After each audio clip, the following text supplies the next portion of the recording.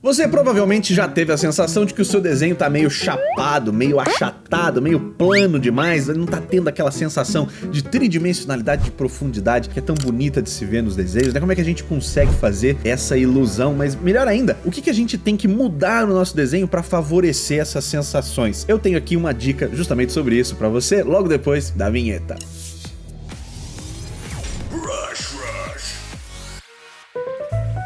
Rushers! Sejam todos muitíssimamente bem-vindos a mais um vídeo aqui no canal Brush Rush. O meu nome é Guilherme Freitas e estamos aqui no Clip Studio Paint com o desenho do Shigo. Shigo Art falou assim, ó, que ele tinha intenção de fazer uma splash art com esse personagem. E você sabe que as splash arts são aquelas ilustrações, né, dinâmicas, né, com o personagem numa pose maneira. Normalmente o foco é no personagem, né, e popularizado aí muito pelos jogos, videojogos, esse tipo de ilustração. Mas ele falou que estava sentindo que esse desenho também estava achatado, chapado, né? O boneco parece muito que é feito de recortes de papel, né? E ele também comentou que tem ali, né, dúvidas sobre perspectiva, luz e sombra, então queria um feedback nessa direção. Pode deixar, Shigo. Vamos lá, gente. O que acontece então para que o desenho fique com esse aspecto? E como é que a gente tira isso do desenho? Na minha opinião, o personagem muito plano, essa sensação que a gente tem, vem justamente da gente desenhar os membros do personagem perpendiculares à direção da câmera sem perceber. O que eu quero dizer com isso é o seguinte, ó, eu vou fazer aqui um exemplo do lado, ó. Se essa aqui é a câmera que tá filmando o nosso personagem e ela tá olhando aqui nessa direção, vamos supor esse aqui é o alcance da visão dessa câmera, né? O nosso personagem vai estar aqui em algum lugar desse lado. Qual que é o problema? Se ele tiver desenhado aqui, ó, vamos supor que é a mesma pose do Shigo ali, né? Ele tá aqui de lado e aí tem uma perna pra baixo, tem uma perna outra aqui que tá aqui pra cima e aí uma das mãozinhas tá vindo aqui e a outra mãozinha tá logo ali atrás, meio que assim, né? Então essa pose aqui, você pode ver que a maioria dos membros aqui desse personagem estão perpendiculares à direção que a câmera olha. O que é perpendicular mesmo? É quando faz 90 graus. Então a direção do tronco do personagem, das pernas dele, desse braço aqui do fundo, né? Num geral, tá tudo mais ou menos perpendicular aqui com a direção da câmera. Tá fazendo esse 90 graus. O que acontece? Tudo isso fica plano, não tem profundidade. Aonde que tem profundidade? A única parte do corpo aqui do personagem que eu tô percebendo isso bem percebido é essa parte aqui do bracinho, do antebraço dele, né, que tá indo, né, muito mais alinhado com a direção da câmera. E essa direção aqui, meus queridos, né, essa diferença entre o que tá perto da câmera e o que tá longe, aqui é onde tá a profundidade. Profundidade tem que ter longura, né, tem que ter fundura. E se o nosso personagem tá todo, né, ocupando só um pedacinho, ele não vai conseguir ter isso. Então, num geral, para ter uma pose digna de splash art, a gente vai ter que começar a espalhar o nosso personagem aqui de forma que ele tenha partes mais próximas, partes mais distantes da câmera, talvez às vezes quase deitando ele assim, né, ó, pra gente conseguir posicionar esses elementos de um jeito onde a gente tenha algo mais próximo da câmera, algo mais distante dela, né? Seria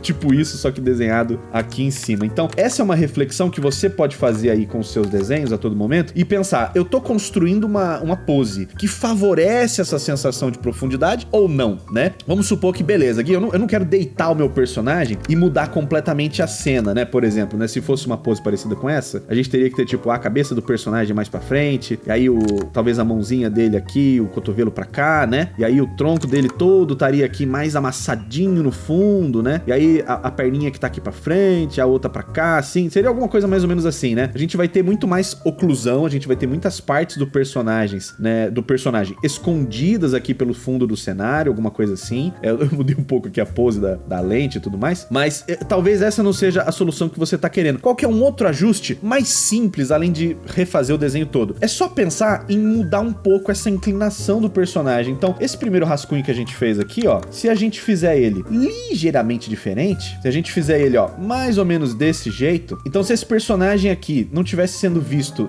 tão de lado e ele tivesse com uma leve inclinação, ó, vamos guardar aqui o original, ó, em azul, e o novo ele tivesse levemente inclinado, fosse pra cá ou fosse pra esse outro lado aqui, qualquer um desses lados, ele já estaria um pouquinho mais dinâmico, porque você estaria quebrando um pouquinho esse 90 graus que tá acontecendo com a perpendicularidade ali do ângulo que a câmera tá observando aquela cena. Então, uma inclinaçãozinha pra frente ou pra trás já ajudaria bastante. E eu vou tentar fazer uma aqui, ó, nesse sentido, uma inclinação mais pra frente em cima desse desenho. Vamos ver. Então, ó, se ele vai inclinar um pouquinho pra frente, a gente vai ter que deixar essa parte aqui do quadril ainda mais arredondada, né? E provavelmente construir aqui essa parte aqui do torso dele, né? Pensando que aqui é o buraco do pescoço, aqui é onde vai estar um ombro, aqui é onde vai estar o outro, também um pouquinho mais deitado, né? Tudo um pouco mais deitado pra nossa direção, caindo pra cá, né? A cabeça dele pode ainda estar olhando bem pra frente, né? Pra ela continuar observando aqui, né? Fitando a câmera com seu cabelinho maneiro e tudo mais. E agora,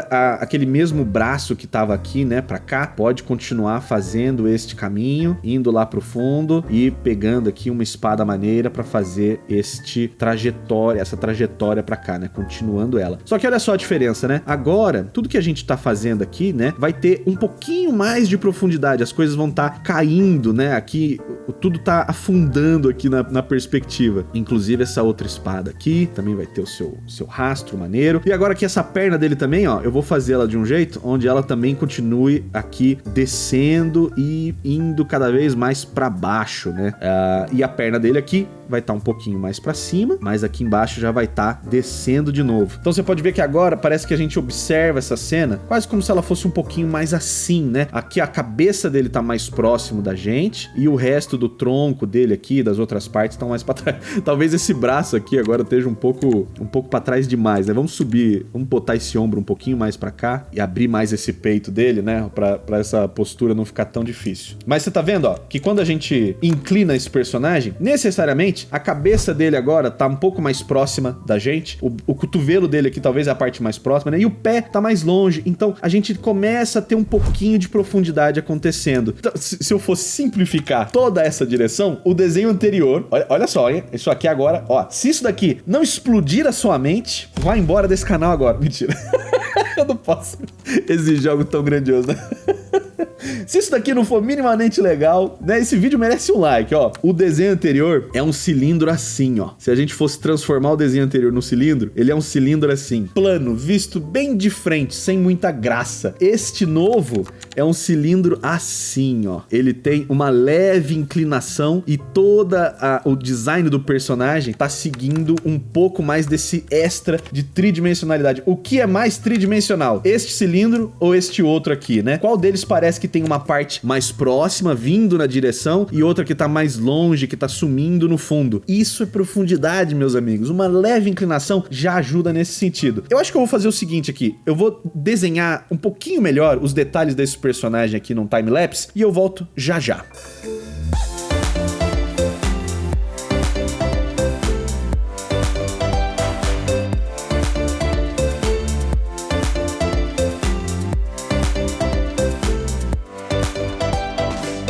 Maravilha, olha só como ficou essa versão aqui, tentando colocar um pouquinho dos detalhes que tinha ali no personagem, né? O cachecol, esse olhar intenso, cabelinho, né? Os músculos no braço. Tentei trazer aqui alguns desses detalhes que estavam faltando comparado com esse rascunho aqui pra mostrar pra vocês o que é essa alternativa na minha cabeça que a gente pode buscar às vezes pra tentar mudar um desenho que tá muito sólido, mas a gente não quer perder aquela pose original. Essa inclinaçãozinha, né? E eu queria abordar aqui pra gente fechar um tema que ele mencionou também, que é essa parte da iluminação, né? E se a gente buscar de volta aqui, né, o desenho original, vocês podem ver que a iluminação, num geral aqui, ela tá sendo construída de uma forma muito suave, né? As transições entre essas partes aqui, né, de sombra e de luz, elas são muito graduais, né? Elas acontecem numa transição, essa borda aqui que tem, né, entre claro e escuro, ela é muito grande, muito macia. O que acontece? O desenho também pode ficar com aquele aspecto de pouca volumetria, né? Ele fica com um aspecto esfumaçado e não muito específico. Então, outra coisa que eu acho muito legal da gente sempre pensar é como que a gente vai dividir luz e sombra, pensando também nessas estruturas sólidas que estão acontecendo aqui, né? Você já viu que boa parte aqui desse processo foi inspirado também em pensar essas partes aqui como cilindros, né? E o cilindro, se você for iluminar ele, né, com alguma fonte de luz e tudo mais, né? Se essa fonte de luz, por mais que venha de cima, venha um pouco mais desse lado aqui, né? Uma fonte de iluminação que tá vindo de cima, mas também